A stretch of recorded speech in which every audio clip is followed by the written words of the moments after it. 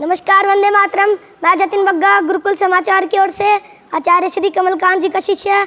आज मैं आपको दिखाता हूँ गुरुकुल के ज्ञान की ताकत और आयुर्वेद की ताकत। बहुत बहुत धन्यवाद। आज हमारे साथ मुझे जस्ट अभी पता चला, मुझे नहीं पता था जो बात थी, एक ऐसे रोगी जिनको बड़े बड़े हॉस्पिटलों में ट्रीटमेंट करवाने के बाद बिस्तर पे जो पहुंच गए थे और गौ माता के गव्यों से और प्रकृति माँ की ताकत से और ज्ञान के माध्यम से वो रोगी किस तरीके से ठीक हुआ है और उसकी पूरी कहानी क्या है, वो मैं आपको। आप कहाँ से हैं? मेरा गांव पांडू पिंडारा है जी, जींद में। आप बताएं पूरा स्टार्टिंग से लेके और अंत तक।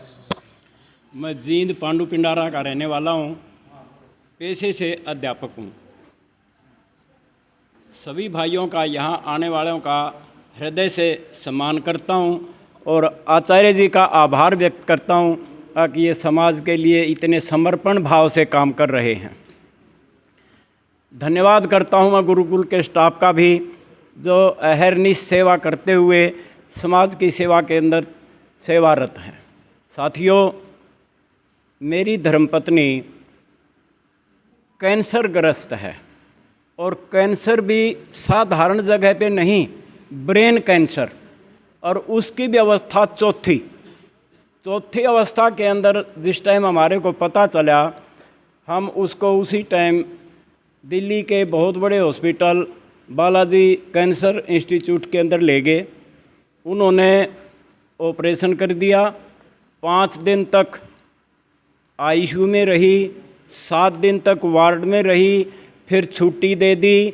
उसके बाद 1 सप्ताह के बाद फिर बुलाया, उसके बाद 1 सप्ताह के बाद फिर बुलाया और फिर कहने लगे जी अब रेडिएशन के लिए डेली आना पड़ेगा।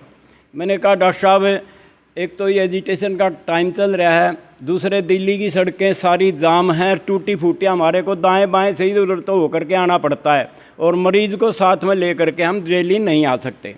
तो उनके कहने के मुताबिक सर्वोदय हिसार के अंदर मैंने रेडिएशन करवाया।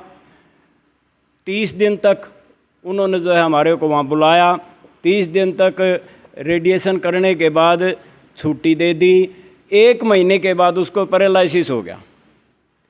फिर मैं लेके गया, 4 दिन दाखिल की, 5वें दिन जो है, चौथा दिन शाम ने तो छुट्टी दे दी और 56,000 का बिल दे दिया। इसी प्रकार 4 महीने चला ये प्रोसेस।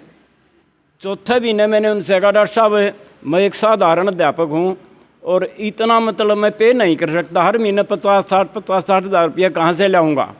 तो उन्हें बोले जी देखो, हमारे पास तो इससे बड़ा कोई इलाज नहीं है, ये सर्वोदय हिसार की बात है। चलो जी, ने बोले जी तो फिर घर सेवा करनी पड़ेगी। मैं जी आपका बहुत बहुत धन्यवाद।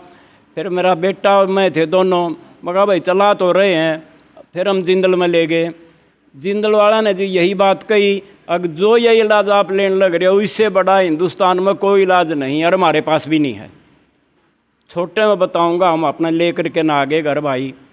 तो आचार्य जी के एक मित्र हैं, आचार्य राजेश स्वरूप जी, पांडू पिंडारा में, वो गुरुकुल चलाते हैं। वो मेरे से कहने लगे शास्त्री जी, एक मेरे साथी हैं, आप मेरे कहने से वहाँ चल पड़ो। माले महाराज जी मर तो रहे हैं, आपकी भी मान लें, इसमें क्या बात है जी, अवस्था इतनी बड़ी होगी, रिकवरी होती है नहीं किसी भी तरह की। यहाँ आगे जी इन्होंने हमारे को पूरा मान सम्मान दिया, जिस तरह से आपको मिल रहा है। इसी तरह रूटीन में मेरा भी नंबर आया। ये मैं यूँ को महाराज जी साथ आ गए तो आते ही देख कर चलते बने ना, आकर के बैठ गए महाराज जी, आचार्य जी के पास बैठ के हमारा जिस वक्त नंबर आया, देखा, 15 दिन की दवाई दी। 15 दिन के अंदर क्या हुआ, अब उसका पाँव हिलने लग गया। 15 दिन के बाद मैं फेरा, फिर मैंने इनका थोड़ा समय लिया, मगर जी इस तरीके से पाँव तो लग गया हिलने। तो इन्होंने कहा जी पैरालिसिस नहीं है, इसका 1 फोड़ा का तो उसका ऑपरेशन हो गया, इसका 2 फोड़े हैं। दूसरा फोड़ा उन्होंने ऑपरेशन यूँ नहीं कराया भैया मर जाओगी, 2 ऑपरेशन एकदम नहीं उठ सकती दिमाग के। अगले साल 2 साल में जागरूक होगा, इतना इसका टाइम पूरा हो लेगा। अब वो दूसरा फोड़ा जागरूक हो गया, और जागरूक होने करके जो मतलब उस ब्रेन के अंदर सोई शुरू होगी, और उसके रेंज में जो अंग आ गया वो साइलेंट हो गया, हाथ भी साइलेंट हो गया और पाँव भी साइलेंट हो गया। जो बोले कि पैरालिसिस वाले का इनके कथनानुसार चाहे काट दो पैरालिसिस का अंग ना दर्द नहीं होगा। इसको तो मक्खी बैठी का भी असर हुआ है, इसका मतलब पैरालिसिस नहीं है। बाजी मन्ने बेरा के ऊपर लगेगा, नहीं बोले जो जो सोई उतरेगी त्यों त्यों मतलब ये हाथ और पाँव काम करना शुरू कर देंगे।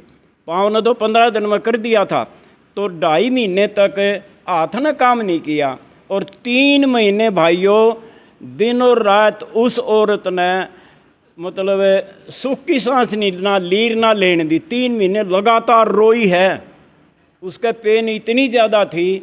चलो मैं यहाँ फ़ोन करता, ये कह दिन दिया कर करा दे दो, फलाना दे दो, झगड़ा दे दो, चलो भाई ये भी राज़ी हो गया, मैं भी राज़ी हो गया। इसके बावजूद क्या हुआ, 3 महीने के बाद उस दवाई ने जब काम करना शुरू कर दिया, वो अपना आप चुप होगी, कोई रोन की दवाई नहीं दी उसने।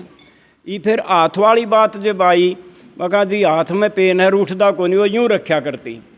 तो इन्होंने एक जेस नाम की दवाई थी वो लिख दी।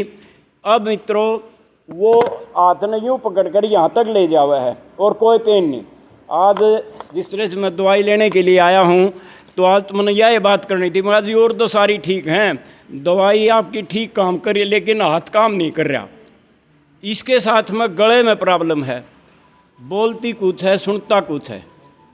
तो पिछली बार तो इन्होंने कह दिया था जी इसका और कोई इलाज नहीं, यहीं से होगा सारा, हमने कर रखा है। तो आज भी मैं श्रीमान की सेवा में यही निवेदन करने आया हूँ, अगर जी वो बोलने के अंदर जो उसका हारमोनियम है ना, प्रोनाउंसिएशन जो है ना, वो सही नहीं है, उसके लिए भी आज प्रार्थना करूँगा। इसके बाद जैसी स्थिति होगी मैं आप लोगों को फिर अवगत करा दूँगा।